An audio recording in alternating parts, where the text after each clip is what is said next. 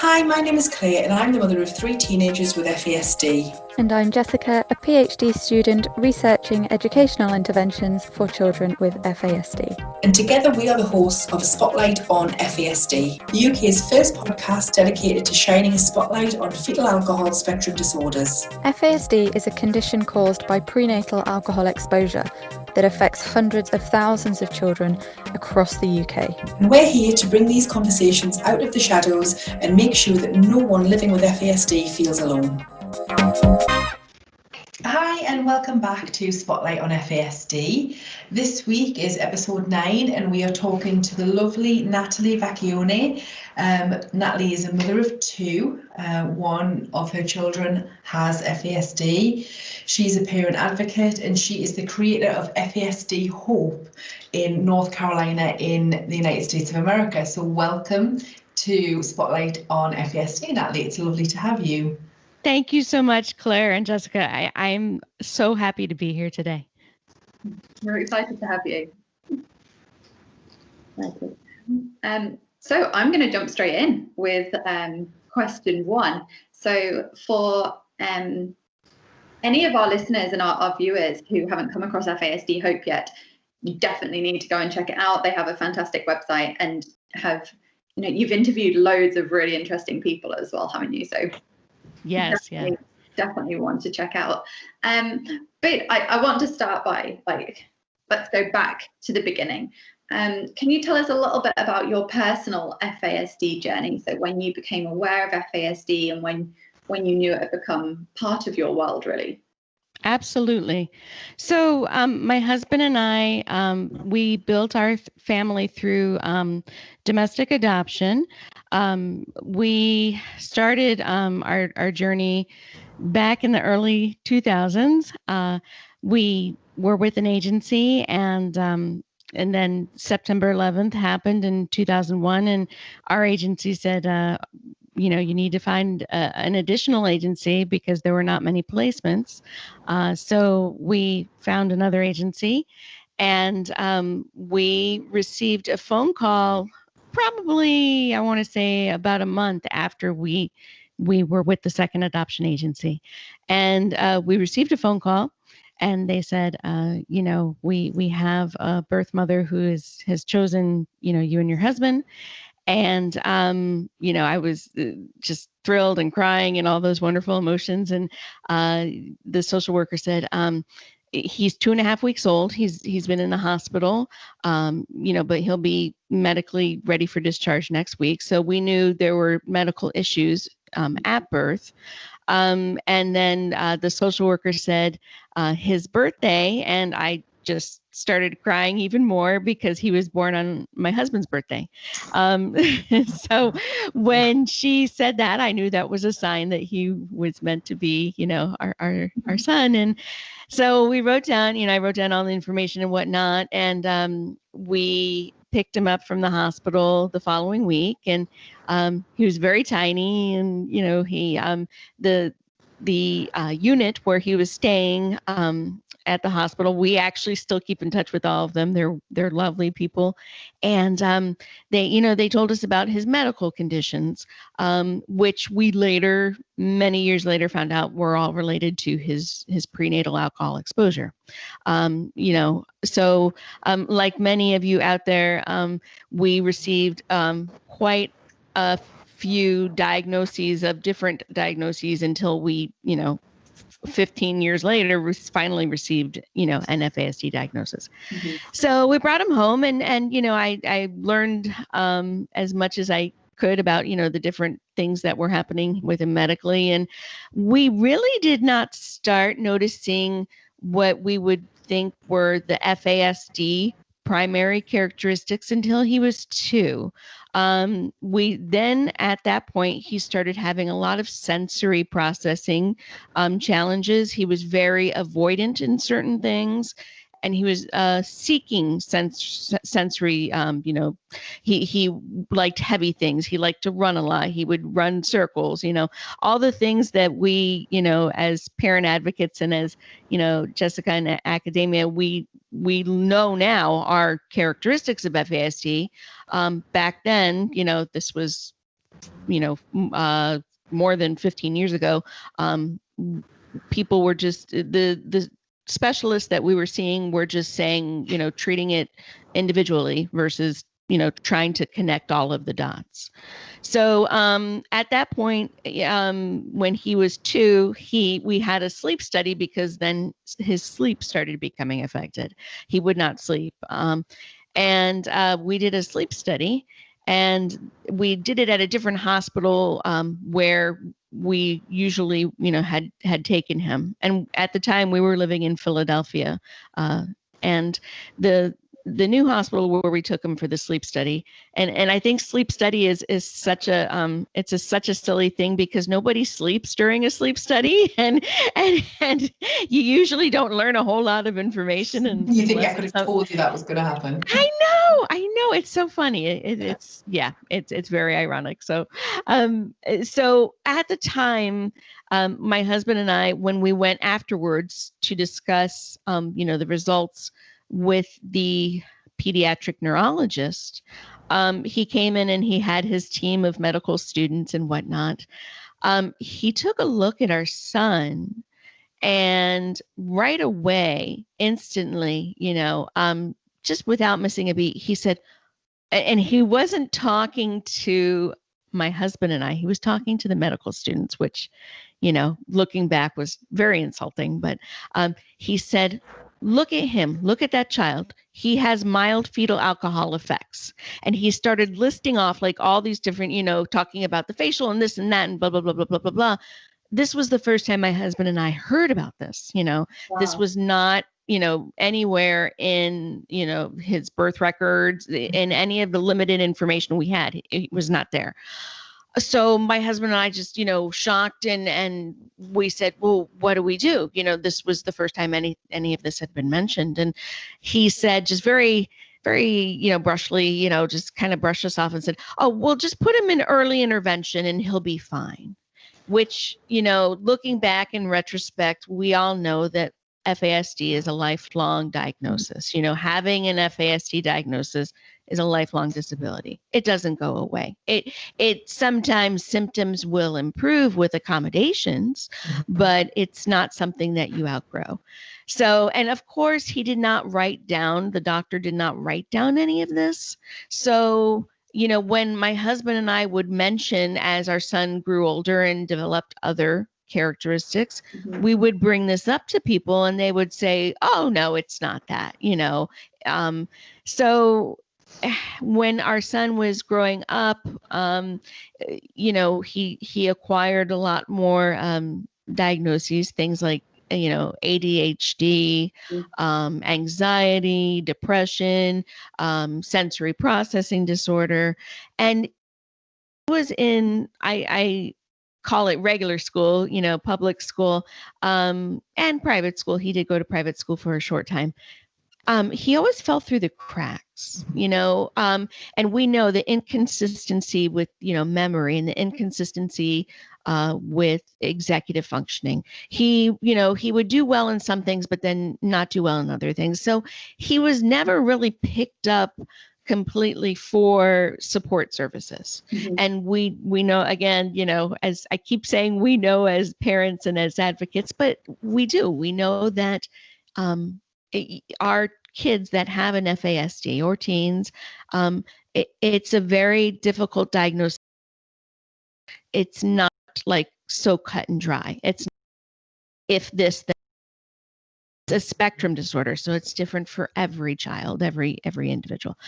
So fast forward to about 3.5 years ago, our son's secondary characteristics, things like depression, anxiety, self-harm, things like that were worsening.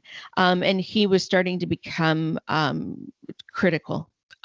So we, we're trying to, stabilize, and, we met with a wonderful, we had moved from the East Coast where we were living, we had moved to North Carolina where we currently reside. And we found a wonderful FASD consultant, and we also found a wonderful support group, even though, again, we did not have an official diagnosis. I suspected, my husband and I just suspected that what we were seeing was related to what we were told. Mm-hmm. And at that time, I also read the Trying Differently Rather Than Harder book by Diane Malbin. And I would highly recommend that book to anybody who's either looking or wants to know more about FASD. Because when I read that book, and then I made my husband read the book, I was like, this is our son. This is exactly what our son is experiencing. Mm-hmm. So unfortunately, our son had to be hospitalized, to be stabilized. And I say unfortunately as a mom, because no mom wants their child to be hospitalized, especially with, the symptoms related to an FASD. However, I say there was so many silver linings in that hospitalization. We were able to get him the road to becoming stabilized. And then we were also able to receive an official FASD diagnosis. They assessed him in the hospital, and the doctor, the psychiatrist, was actually working with his practitioner who he was seeing, and they worked together, and he received finally, after 15 years at that point, a diagnosis. So that it was the fortunate part of it. That was the blessing in that we officially got the diagnosis. And once we had that diagnosis, then we were able to go and do the research, do the trainings, do the education, so that was really important, and I think many people, have shared, in support groups and things like that. Why is a diagnosis so important? I think it is because then the nature of where the symptoms are coming from, and the nature of, okay, this is a brain disability. This is the brain. This is not a willful behavior, but this is something that is a symptom. So we also, in the process of all that, we adopted our daughter, who we had a very different adoption journey. It was an open adoption. Her birth mother was actually one of our son's babysitters, and she was actually, when I was teaching flute, she was one of my flute students, and we had a very close relationship with her. And she had found out she was pregnant, and she asked us, if we would adopt her baby, and of course we said yes. So our children are 13 years apart, which is quite an adventure. My husband and I still joke, and we're like, we really did that, didn't we? But both of our children are just amazing. We're so blessed to be their parents, and it led us to this. It led us, 3.5 years ago, when our son was hospitalized, and when we first received the diagnosis. If you had told me that I would be an advocate and I would be, podcasting about this, I would have laughed hilariously. But now I know that this was all part of the journey that we were meant to be on. So our son finished homeschool this year. Homeschooling was a huge accommodation for us, and continues to be. He is a carpentry apprentice, which, Claire and I were talking before recording that, our children have such amazing gifts inside them. I consider us as parents and as caregivers to be the treasure hunters. We have to find that gift, but when we do, it's wonderful, because then our children we're able to celebrate those strengths. So he's doing that, and he is also part-time online getting his certification in some computer courses, which is another area he excels in. Our daughter is 5.5, and we started her homeschooling journey this year. And it's very different because she's typically developing, and so it's two completely different journeys. I think I may have shared this with Claire, but when you go from having a child who has so many specialists and everything like that to a child that okay, we'll see you next year. It's very it's mind blowing, you know.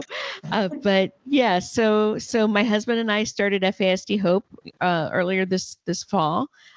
We did it basically because we wanted to be, and I'm sure Claire, you can relate to this. We wanted to be the parents that we wanted to hear from 5 years ago. You know, we wanted to be a voice of lived experience.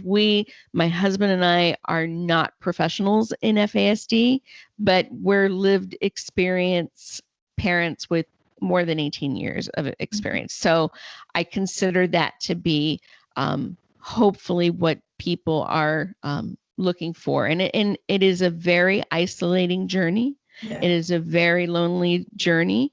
So having I affectionately call your tribe out there of people that can support you, that really makes all the difference.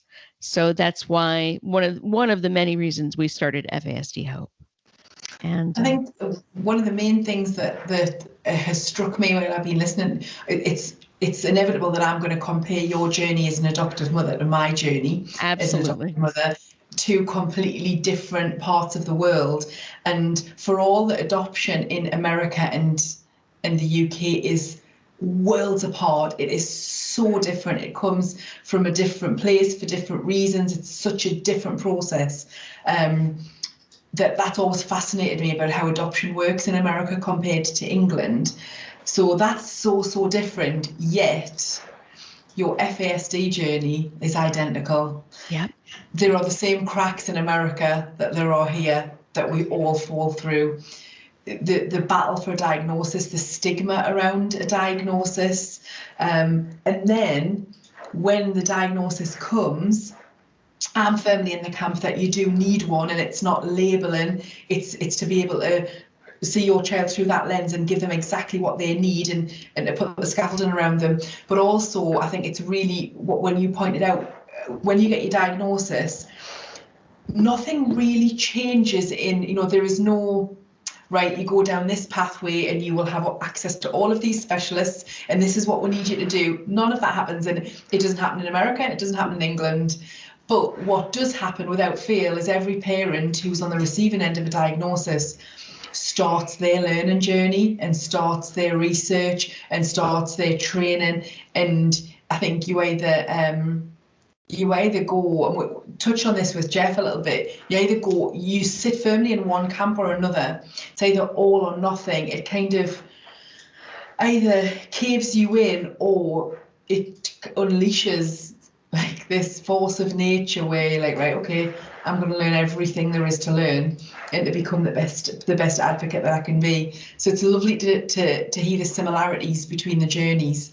And it's such a lovely story to hear. So I think thank you very much for sharing that with us. Oh, thank you. So our next question, what we were interested to know is, so you've moved as well, so you've moved states as well now. So what was known about FASD in your state kind of back when you were diagnosed? What was known about it then compared to what services were available compared to now? Is there any kind of a change? Can you see a shift? And we were discussing this prior to, recording. We are light years behind, so many other, especially, for example, Canada. I think the change that I've seen the most is probably in the past couple of years, especially, as awareness has increased. But however, to give you an example, so when we received our diagnosis in our state, which is North Carolina, we applied to be on this registry, to provide services, to help, your child, who will, be an adult, to receive services so they can, live as independently as possible, which we know I use the term more interdependence rather than independence. But there is such a lack of resources. So like, for example, once we were approved and got on this list, they said, well, while you're waiting, you are entitled to receive, X, Y, and Z services. We never received X, Y, and Z services. The services that we received were ones that my husband and I had to actually go out and seek and pay for out of pocket, So to answer that question, I've seen more services, especially in the past year or two, but they are services that are not offered by, they're mostly, like private or nonprofit kind of things. Like, for example, our son here in the United States, there's a wonderful, there are many wonderful FASD organizations. One of the ones that I'm most fond of is Proof Alliance, and they're based out of Minnesota. And they, formerly for many years, just did nonprofit work for FASD in Minnesota, but now that they've expanded, and especially since COVID, they offer services to people all around the globe. So one of the services they offer, and it's amazing, is they offer a Saturday group for older teens and young adults that have an FASD. It's like a support group that that I say kids, my son hates when I use the word kid, but, the kids can just talk with someone who is trained in, an FASD, and they can just share. It's like a support group, like what we would have for parents. So that's something that, we recently discovered, and there are other, things such as, for example, I interviewed and became friends with a woman who is an FASD life coach.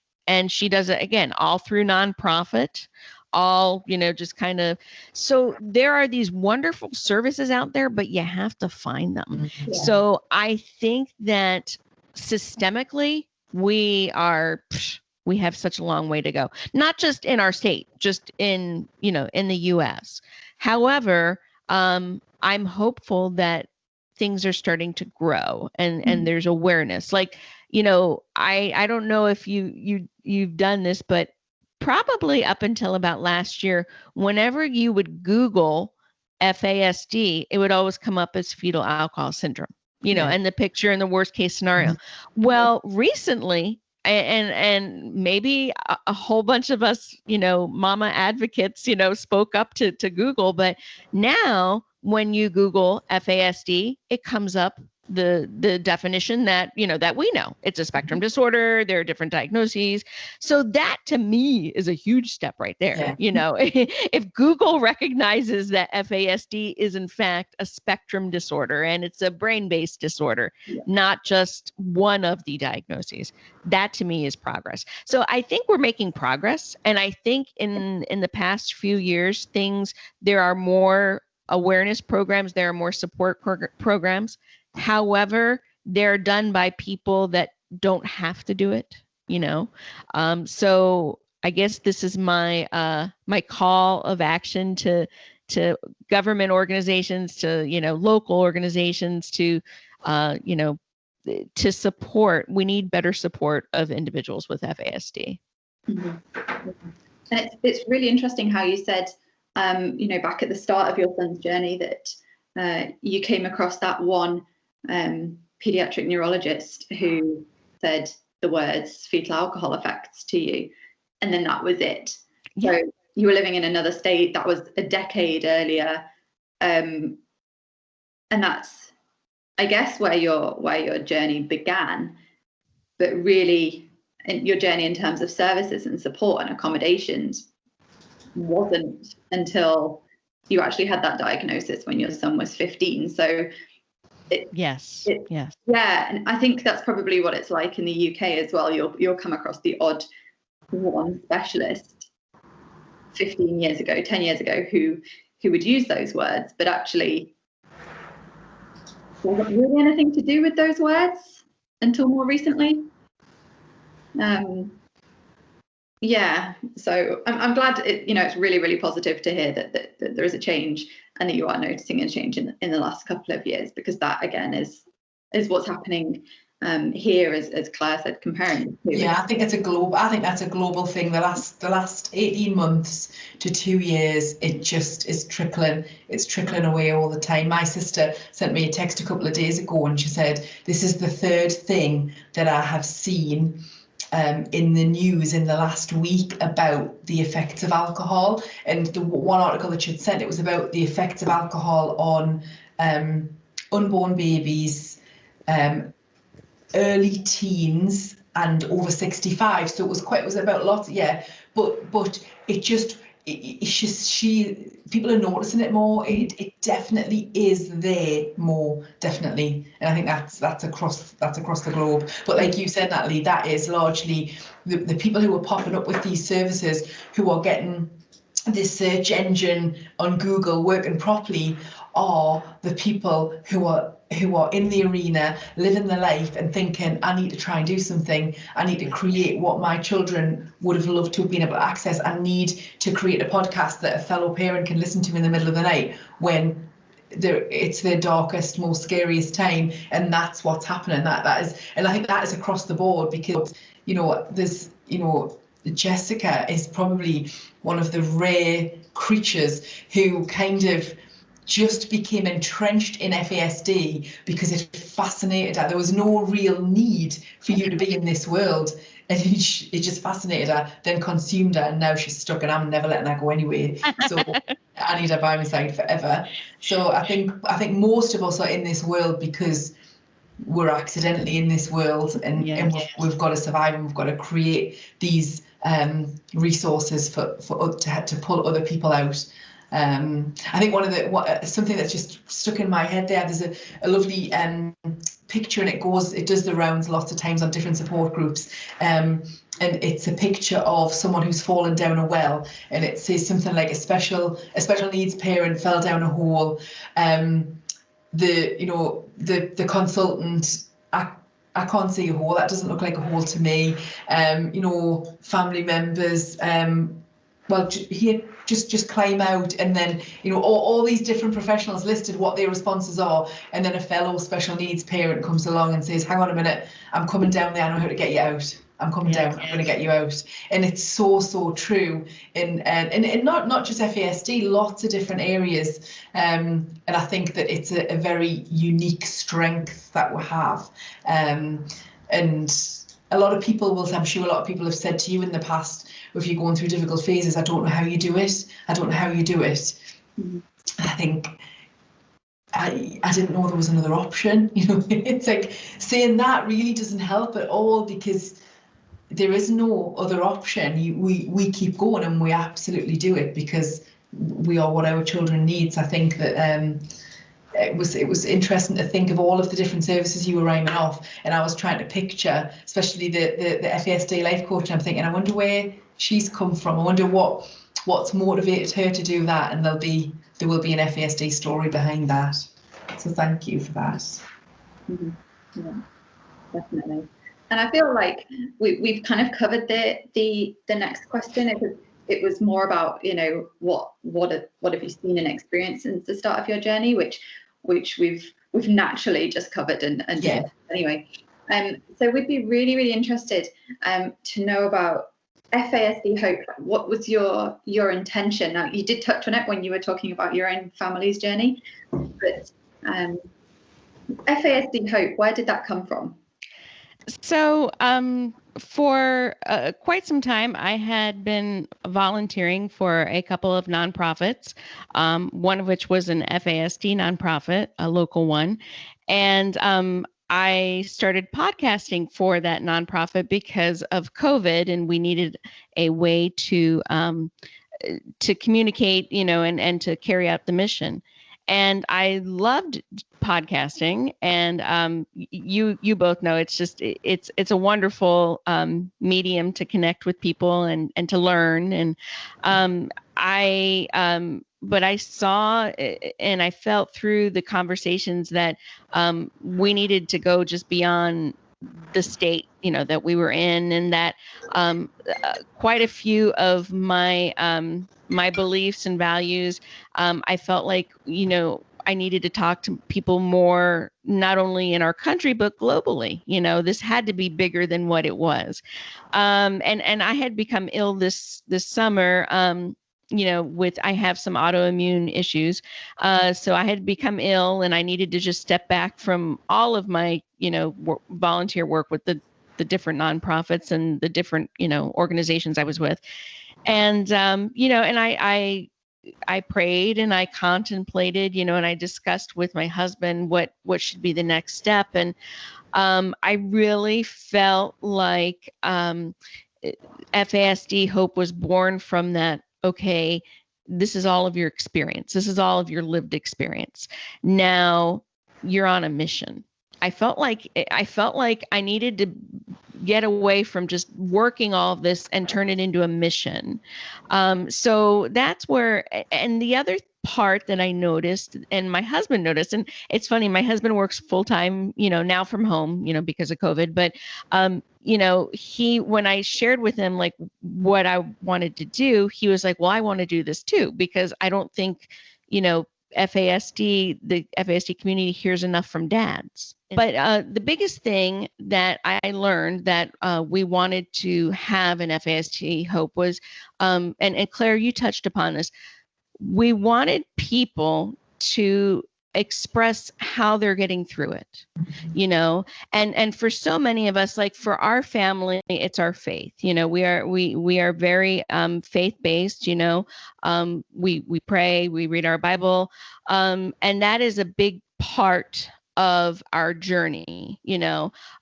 For many other people, they share, different, and when I speak about faith, it's not a particular religion, but it's just about having faith, in that you're being carried through your journey.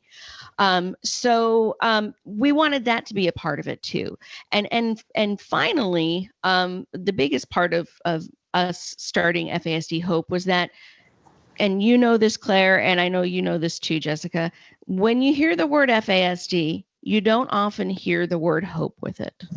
You hear other things like, the negative connotations, incarceration, drugs, hanging around with the wrong groups of people, homelessness, all the tertiary characteristics that result from being a poor fit, in, whether it be the community or even in the home. So for that really reason, we were just like, okay, we just need to do this to let people know that there's hope. Mm-hmm. And to let also people know, and again, I've shared this, that my husband and I and our family, this journey never ends. This is a lifelong journey.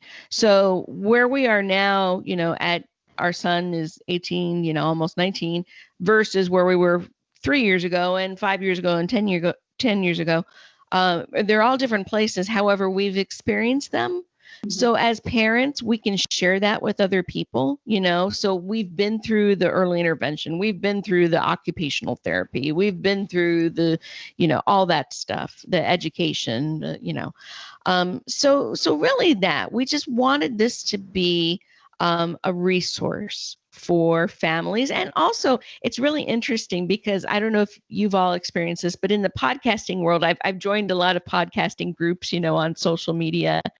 And when I share what our podcast is about, people are like, will you be on our show? I've never heard about this. Mm-hmm. So I have, our audience not only includes parents and caregivers and whatnot, but I'm also getting followers of, like social workers or of, teachers or people that I think maybe who may not have heard about it prior to this. So yeah, really, that's the big mission, is to increase awareness, to be a resource, and to provide inspiration. Those are our three, that's our mission statement. And what was it about podcast in particular? What was it about the medium of podcast that made you want to choose that? I just love podcasting. Claire, we've joked that our lives are so noisy and boisterous and we have so much going on, I feel like podcasting is a form of self-care for me. You know, I get to have these wonderful conversations with people from all over the world and learn. I love to learn. I joke that learning never stops, and my kids hate hearing that. They're like, "Yeah, we know, Mom," but I learn, and it's a time for me to do something. Not only am I learning and I feel like it's self-care for me, but I'm being productive in that. So I felt like because prior to podcasting, I did a lot in social media, which was interesting, and that's what I did for these nonprofit organizations was, I coordinated their social media accounts, which was good. But I feel like through podcasting, you're able to really reach your audience in a more intimate environment, a more intentional environment. And podcasting is great. You can take it anywhere. People listen to them in their cars. People listen to podcasts at home, when they're doing chores or outside or, so I love podcasting. Yeah. I like the way that you described it earlier, and when we were talking about how when it comes to podcasting, you've got someone's ear, so it's a much more direct line to get that information to them. And it made me laugh a little bit because we did talk about how this is self-care for us, and I talked about how when I spend so much time just with children with no adult company, and I talk to myself such a lot, and I was about to say, this is self-care, this is the uninterrupted little piece of time, but actually it's probably going to be able to hear it at some point during our podcast, because my daughter tried to FaceTime me, so I lost the screen, and she's just been trying to FaceTime me to show me how cute the puppy looks asleep. And I'm like, I'm trying to message them, just give us half an hour. Exactly. So it's self-care, but you're never quite out of reach to them ever. Oh no, yeah. You're like an ER doctor. You're never off duty. Yep, exactly that. So how do you see FASD Hope developing? What are your plans for it? What are your plans? So we in addition to having, this podcast, we are building our website, fasdhope.com, which my husband is he's the genius behind it. He's brilliant, and I'm so thankful for him. He has created a wonderful resource page where we provide resources, for in the States, but also, we include, others, globally too. So as we hear of more resources, for example, we're creating a media and podcast, section that we would love to put, spotlight on FASD on, so that, people know that you're a resource. So we're doing that. We're also developing what we're calling the Dadcast, which is where we hope to have a regular episode. I'm hoping it'll be monthly. It may be every other month, but of dads coming on to talk about their journey. Yeah, and that was my husband's idea, which I think is just wonderful. And then also just building out on, collaborations with other people, just getting awareness out there and growing. So hopefully 2021 will have FASD Hope growing in resources, and just I like to liken FASD Hope, and I've used this comparison, but in the United States, especially down south where we're at, if you have these, wonderful farm country roads, you'll have these signs in the middle of the road that are like guideposts, and they have the arrows, pointing you to different directions. I'm sure, that's worldwide too, but I like to liken us as that. We're that sign in the middle of the road saying, okay, if you want a diagnostic clinic, go this way. These are the ones that, we're aware of, or if you're looking for a parent support group in your state or in your province, okay, here's the direction. And again, we express that we're not professionals, we're just parents with lived experience. So hopefully, what we're doing now, we will just grow even more, and just share our stories and share other stories. So.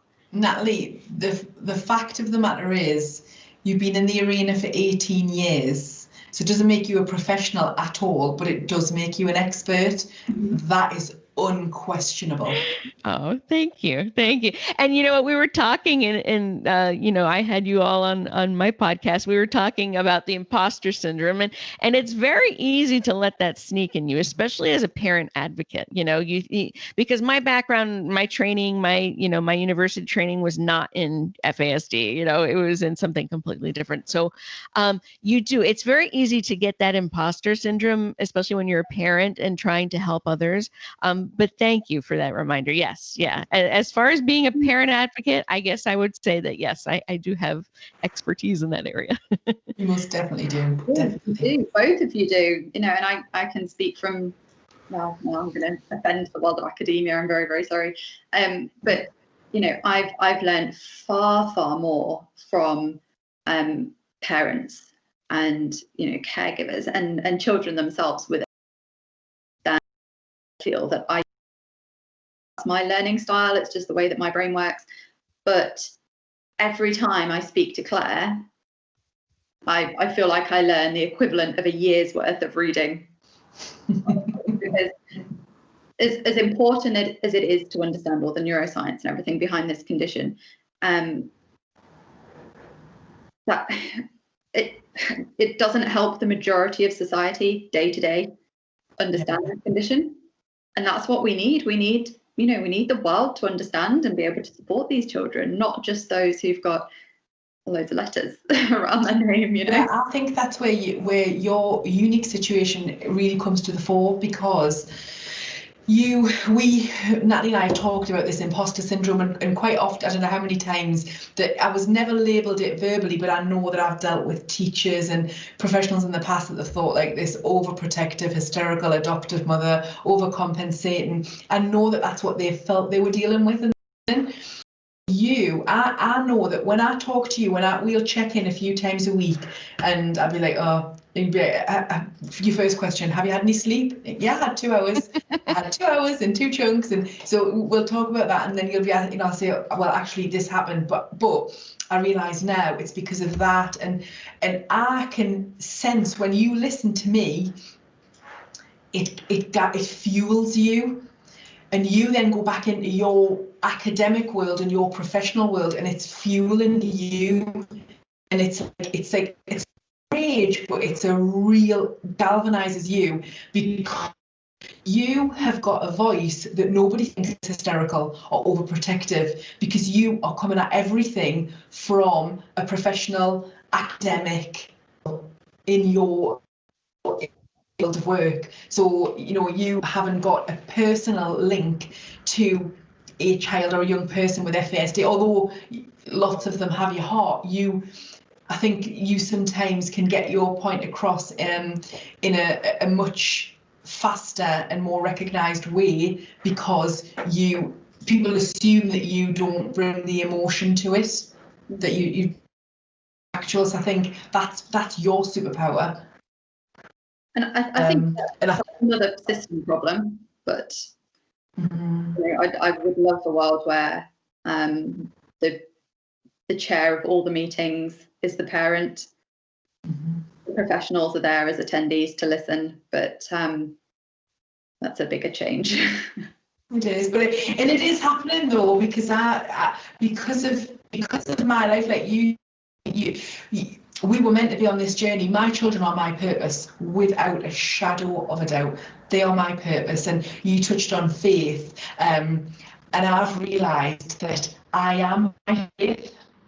I am my faith. I turn to me. I have absolute faith in myself now that, and I know it's really cliched, but I have survived 100% of the horrendous situations. Survived 100% of them, and I'm going to continue to do that. So I do look to something, and more often or not, it's me. I am my faith, and I have that absolute faith in myself that I am going to get them through. And I think that we've, as a parent, as an advocate, as an expert with lived experience, I am involved with lots of professional bodies now, and I do have an equal seat at the table.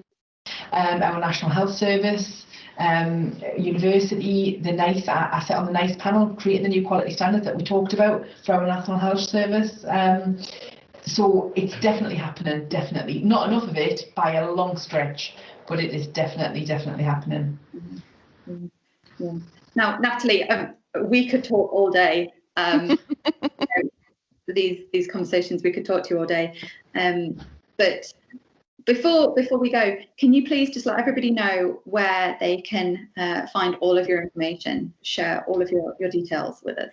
Absolutely. So you can find us, our podcast, FASD Hope. We're on most of the major areas that you get podcast, Apple, Spotify, all that good stuff.